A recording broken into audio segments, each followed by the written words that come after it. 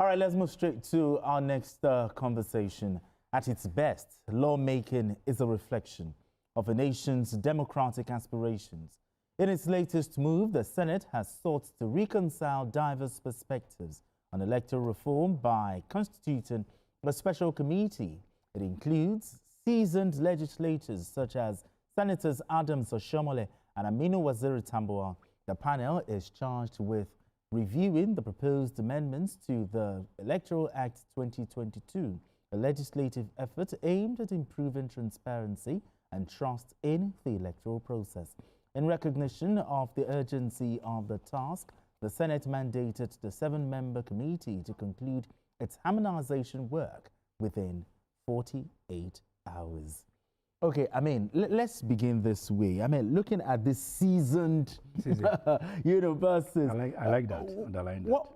What informed the choice of political experienced figures? Talk about Senator Oshiomhole and also Senator Aminu Tambuwal for this high-stakes assignment. Yeah, I think there's also one Senator Agbon Mary. I think it's, that has to do with, it has legal background. So it's very important for you to, because if you have a matter such as this, that's very important to ensure that we are able to tinker or tweak the electoral process. The laws must be, done in such a way that it will help us. Okay, now I did a count of how many times we have done this electoral act. I mean, it started from 2001, the 2002 replaced the 2002 and 2003, and then 2006 succeeded for a long time till 2010. 2010 got to 2015, 2015 to 2025 or 2022. 2022 is the one I said this one. So if we are going to get our electoral system in a way where indeed everybody will be happy, I think it needs retweaking. And retweaking, it means that you get people who are seasoned, as you use that word.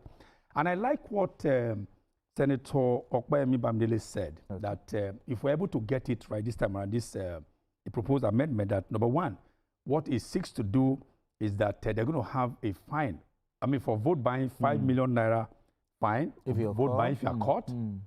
Number two, they're also going to propose about 2-year jail term for anybody who is culpable. Then number three is 10. I love this, that 10 years ban for anyone that is caught. So the person, whoever is caught, no matter how highly placed you are, exactly. then the 10 years you are not permitted to participate in any election in this country.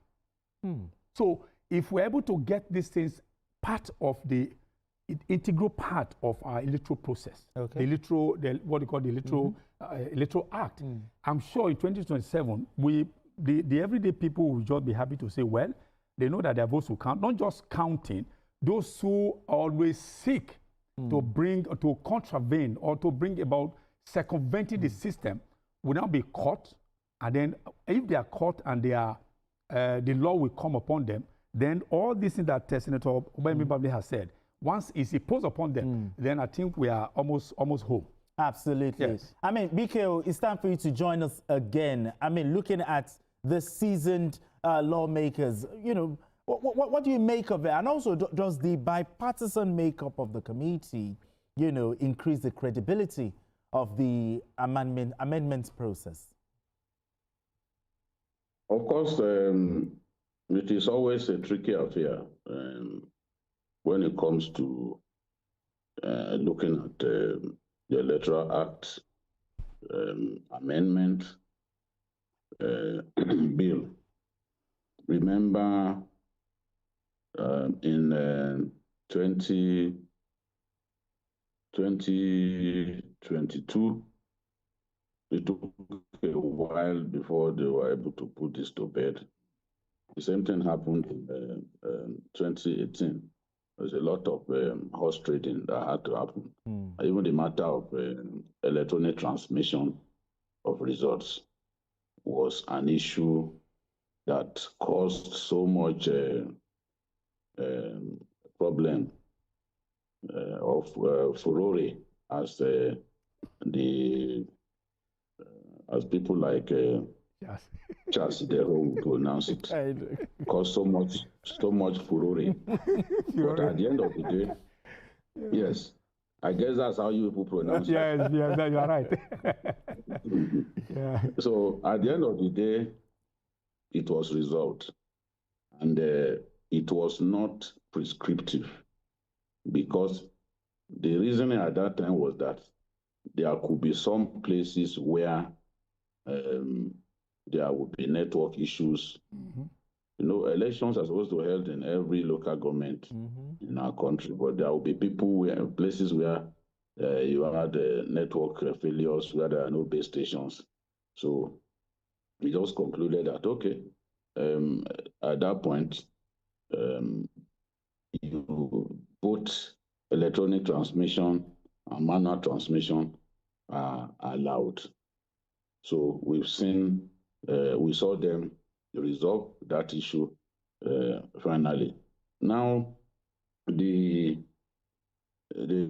a committee that has already worked on this. So what Oshiomhole and co need to do is to sit down and review what has been done. And they've been given just 3 days. Their role is to harmonize the opinions of the senators on the extant on the Electoral Act 2022 repeal and enactment bill. So, and there was a closed session while the lawmakers thoroughly examined the proposed amendments before the Senate President then decided to set up the committee made up of very experienced lawmakers and some bright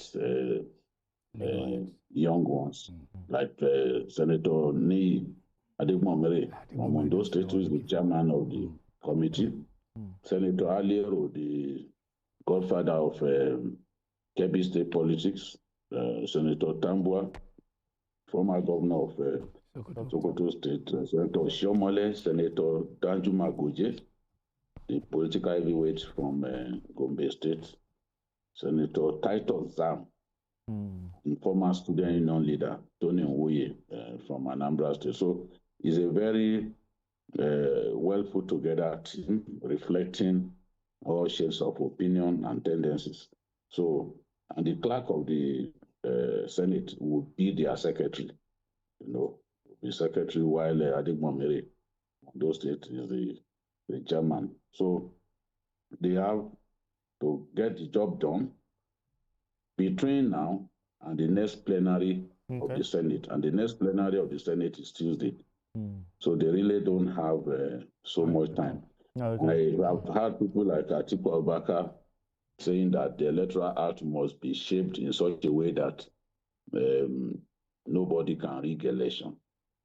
Well, good luck to Atiku Abubakar. This looks like it's last shake of the dice as far as the presidential election is concerned. You know, but it's a good thing to hear somebody who was for many years in the PDP. The PDP was ill-reputed for rigging elections, even in Adamawa, where Atiku comes from. The 2003 election in that state was massively rigged, both the presidential election and other elections. Massively rigged. So what they were doing was simply to just write figures. Some of the buffers that we have today, by way of electronic accreditation, we never had it. They were simply writing figures. Today, if your biometrics does not match what is in the record of INEC, you cannot vote. All right. You can't vote. Okay. But it was not like that before. Right. Okay, BKO, I just want to ask this, you know, before we go on this break. At the end of the amendment process, are you confident that things like vote buying, post-election litigation, and all of those, you know, will be significantly reduced at the end of this amendment process? Are you confident? It could be reduced. I'm confident that it could be reduced, but let us even see what they come up with. Because what was suggested, by the time they throw this to the committee of the House, the full committee of the Senate, some of those propositions may change. Because that happened the last time. Some of those propositions will change. As far as I'm concerned, the punishment for vote buying is like a slap in the wrist. Because all politicians now do it. All politicians now do it. 5 million naira. So check the punishment. It's like just encouraging people to continue to buy votes, because now politicians are weaponizing poverty. They believe that the best way to win an election, since it's difficult to snatch ballot boxes these days, the best way is to simply bribe people. The Bofunwako Sebe, which began in Ondo State, is now the norm. People will be paid. In fact, 3 days to election, they start going from house to house bribing people. So if the biggest threat to democracy in our country now is vote buying, if we cannot defeat it, then the people will not be able to, in good conscience, pick their leaders. Okay. That is what we have to address. Absolutely. BK said it's a slap on the wrist. It's a slap. Do you agree with that? Yeah, because the people are so rich that it's like somebody just put the hand in back pocket and then give and walk away. But again, another fear I have is that if you say if they are caught, who would do the catching? You have to do the catching first before you can bring the person to vote. The police. It should be the work of the but police. you can't be everywhere. Now, and they are so creative. You know what BK said, they go from house to house. So will the police also be following them from house to house? So both the vote buyer and both the vote seller. This is where the EFCC needs to be on. But what is the staff strength for EFCC? Okay, so because you have to do a monitoring is very, okay, for instance, if you have national election like ours, and then who are you going to be okay, then what would you suggest? If you say 5 million is no, the thing is that what would you suggest? I suggest that anybody caught should be properly dealt with so that you serve as a deterrent, because we hardly punish bad behaviors. When you catch somebody, before you know it is media trial, before the case goes like that because of people who are involved. But if anybody is caught, no matter how highly placed, they show the person as an example of how to punish bad behavior.